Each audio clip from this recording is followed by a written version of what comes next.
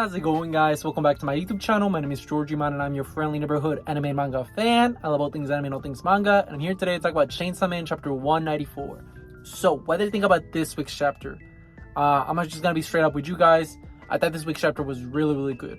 And the main reason why, to me at least, is because we get to see more personality of Fami. We get to see more insight of what her motivations are, as well as more of a characterization of her as a whole, because we kind of been, she's kind of been in the background, very ambiguous, very mysterious.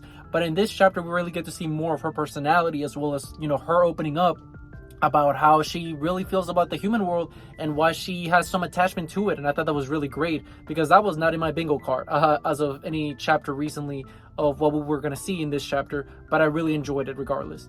Now, before I go any further with this week's chapter, I just want to give you guys a quick reminder to make sure to subscribe to my YouTube channel so you guys can be up to date with all my Chainsaw Man, as well as all my anime and manga content that I'll be providing in this channel. It really helps out a lot, and I would really appreciate it if you guys could subscribe to my YouTube channel. So if you guys could, please subscribe to my YouTube channel. Now, with all that out of the way, let's get into this week's chapter.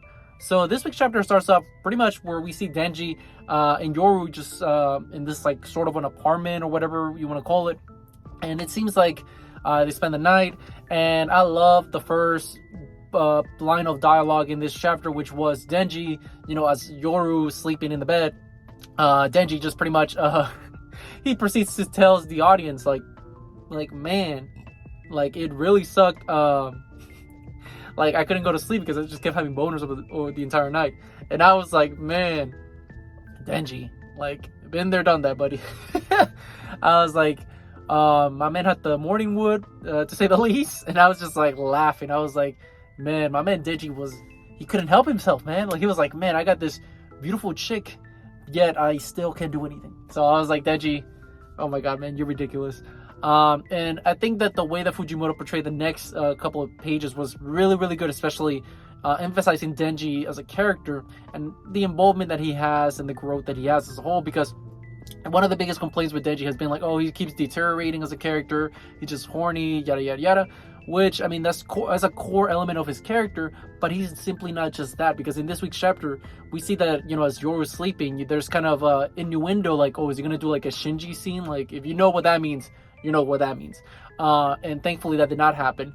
Instead, as Denji, you see him kind of put his hand, and it looks like he's gonna be on top of her breast to do something horrible, but it actually is not that, and he does something wholesome, which is puts a blanket and covers her. And I'm gonna be straight up with you guys. If this was Denji from part 1 at the beginning of the story, he would not be doing that. He would not be doing this wholesomeness. He would actually be doing, I think, something more despicable.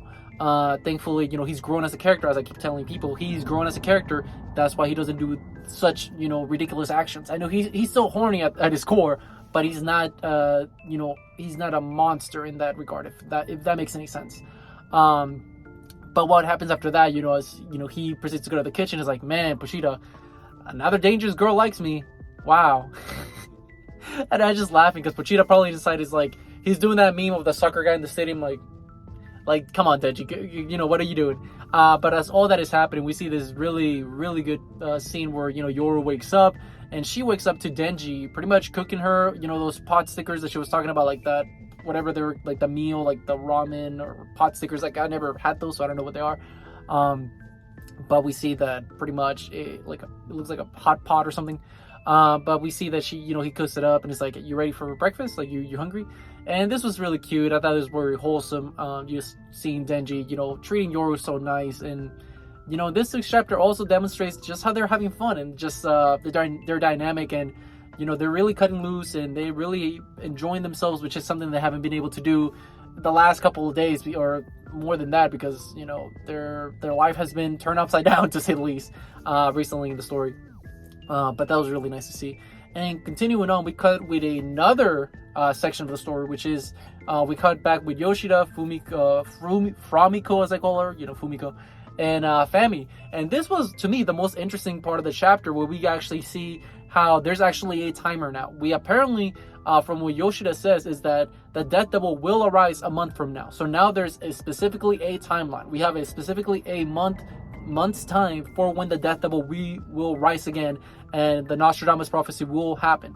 So now time is ticking. And obviously they're talking to Fami like, hey, we're gonna need your help. When that happens, here's what I want you to do, this and that. And just let us know. We're understaffed right now, special division's kind of understaffed. So if you could just let us know what you're not able to do, but just try to help us out.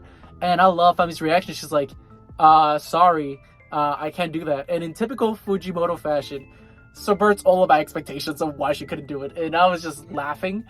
She apparently says, sorry, the day of the apocalypse, whatever, I can't really help because my school's having like a festival for Tokyo's revival. And this was hilarious. I started laughing. I was like, oh my god, this is great. This is typical Fujimoto. And I loved it. And I really love how they show her personality in this chapter. Because like I said earlier, a lot of people, have been saying like Fumiko is just, not Fumiko. Fami's just kind of just there. She hasn't really, she's funny and all, but we haven't really gotten a feel for her, like in the sense of we know that she cares about food and all that. But besides that base content,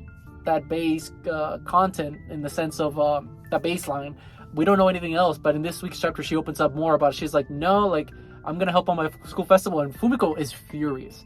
The fraud herself, she's like, what are you talking about? What do you know? No, that's not okay. You're actually gonna help us out, okay? And as all that is happening, we see that Fami, she's like, nah, like I want to help out my school and all that. And then Fumiko's like, well, and she's like, what are you talking about, bro? If you don't help us out, the destruction of everything will occur. And this is where Fami opens up. She's like, you know what?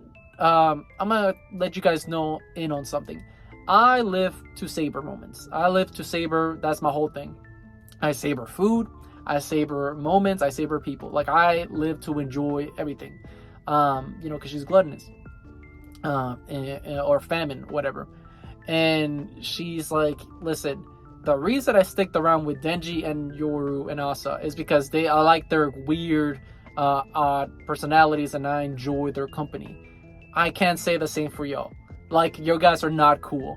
And as she's saying all of this, eventually Fami's friends, because she's talking about also that she's made friends in the school festival and how she actually enjoys her time on Earth, in the human world, and how she's made connections and all that. She savors those connections.